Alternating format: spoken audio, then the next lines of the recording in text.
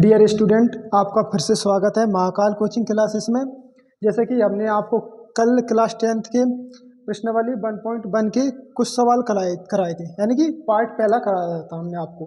तो देखो आज क्या करेंगे, आज हम आपको वही प्रश्नावली 1.1 का पार्ट 2 कराने जा रहे हैं, जिसमें क्या दिया है कि देखो हमें सवाल दिया है क्या, पूर्णांकों के निम्नलिखित युग्मों के एचसीएफ और एलसीएम ज्ञात कीजिए तथा इनकी जांच कीजिए कि दो संख्याओं का गुणनफल एचसीएफ गुणित एलसीएम है। इनका कहने का मतलब ये है कि हमको इसकी जांच करना है कि दो संख्याओं का जो गुणनफल का जो मान आता है वो एचसीएफ और एलसीएम के बराबर आता है।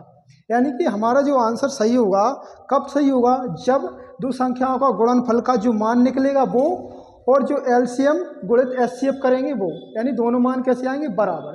तब हम मानेंगे कि हमारा जो एचसीएफ और एलसीएम निकले हैं वो सही है। देखो आते हैं, हम इसे करते हैं। कैसे करेंगे, हमें दिया है कि 26 और 91। क्या दिया हमें, 26 और 91 दो संख्याएं देखी रखी हैं, जिनका हमें क्या करना है, पहले अभाज्य गुणनखंड के रूप में इसको तोड़ना है। तो आप जानते हैं कि 26 के अभाज्य गुणनखंड क्या होंगे, 26 के अभाज्य गुणनखंड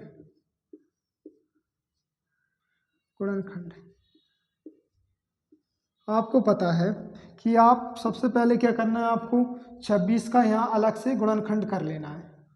कैसे, देखो 2 से काटेंगे हम, 2 एकम 2, एक यहाँ 2 एकम 2, कुछ नहीं बचा, 2 3 6, फिर काटा हमने 13 से कटेगा, 13 एकम 13। तो 26 के अभाज्य गुणनखंड क्या आए हमारे, 2 गुणित 13। इसी प्रकार हम 91 के करेंगे, 91 के अभाज्य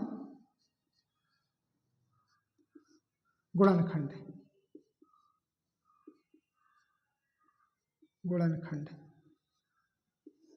तो देखते हैं हम 91 का गुणनखंड क्या आता है। इसी तरह आप 91 को काटिए, ये 3 से नहीं कटेगा, आप काटोगे 3 तेरे को 9, एक बचेगा, तो 3 से नहीं काटेगा। तो देखो ये किससे कट रहा है, 7 से, 7 एकम 7, कितने बचे यहाँ पे 2, 21 होगा, 7 या 21, 13 एकम 13। ठीक है, तो क्या आया हमारा, 7 गुणित 13। ठीक है, इस तरह आ गया। अब खुद सोचो इसमें क्या है, 26 का गुणनखंड क्या है, देख रहे हैं हम 2 गुणित 13 है, और 91 का 7 गुणित 13 है। तो देखो इसको, देखो क्या लिख सकते हैं हम, इसका एचसीएफ देखो पहले, 26 व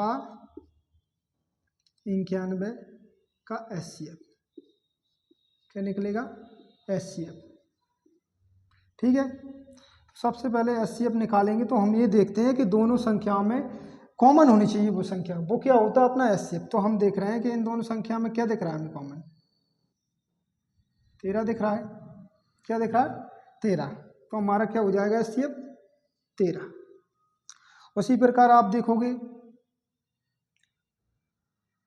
कि 26 और 91 का एलसीएम क्या देखोगे, 26 व 91 का एलसीएम।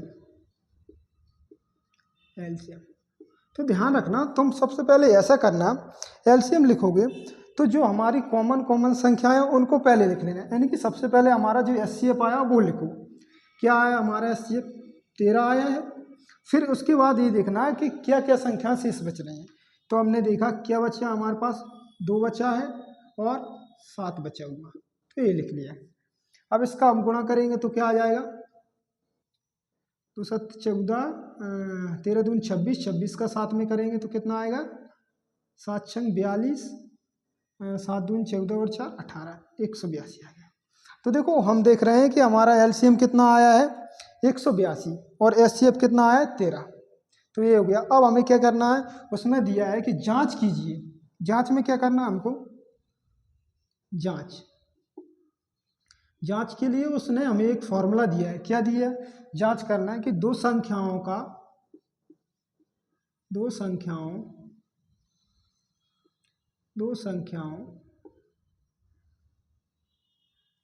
गुणनफल। पहले हमें क्या करना है, दो संख्याओं का गुणनफल गुणनफल निकालना है। तो हम निकालेंगे, क्या आएगा, दो संख्याएं हमारे पास क्या है 26, हम देख रहे हैं दो संख्याएं क्या 26 और 91। तो हम देखते हैं कि 26 गुणित 91 करेंगे तो कितना आएगा। देखो यहाँ से अलग कर लो, गुणा अलग कर लेते हैं 26 और 91 का। 6 कम 6, 6 नाम 56। अब देखते हैं गुणा, 2 का 2 एकम 2, 2 नाम 18। देखा तो 6 6 8 5 13, यहाँ से लाई 1 1 और 1 2, कितना आया गुणनफल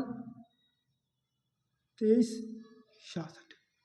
ठीक है, अब उसने क्या दिया है कि HCF गुणित LCM। अब वो भी देखते हैं हम क्या कि HCF गुणित LCM। तो आप देखोगे कि HCF आपका कितना आया 13 आया, LCM कितना आया 182। तो देखो इसका भी आप गुणा करोगे तो कितना आएगा 23 66। यानी कि हम देख रहे हैं कि जो दो संख्याओं का गुणनफल निकल रहा है हमारा कितना 2366। वही LCM और HCF का गुणनफल निकल रहा है 2366। यानी कि हमको क्या पता चला, हमारा जो दो संख्याओं का गुणनफल है और जो LCM गुणित HCF है उसका मान भी कैसा है 2366। यानी दोनों मान कैसे हैं बराबर। तो हम लिख सकते हैं कि दो संख्याओं का गुणनफल, दो संख्याओं का गुणनफल किसके बराबर है HCF गुणित LCM है, इसके बराबर है। ठीक है, ये लिख सकते हैं इस तरह, ये हमारा आंसर आ गया। आप इसी तरह ये अगला सवाल दिया है हमने आपको 510 और 92। इस सवाल को आप घर पे सॉल्व कीजिए और हमें आंसर कमेंट कीजिए। ठीक है, जिससे कि हमको पता चल जाएगा कि आपको क्वेश्चन अच्छी तरह से समझ में आ गया है। और नहीं आया तो भी कमेंट कर सकते हैं। आप इस वीडियो को बार बार देखिए तो आपको ये क्वेश्चन समझ में आ जाएगा। इसी तरह की वीडियो हम आपको और उपलब्ध कराएंगे। ठीक है, इसका नेक्स्ट पार्ट अगले दिन कराएंगे हम आपको। ठीक है, इसी तरह के क्वेश्चन पाने के लिए हमारे चैनल को सब्सक्राइब करें एंड लाइक करें एंड शेयर करें। ठीक है।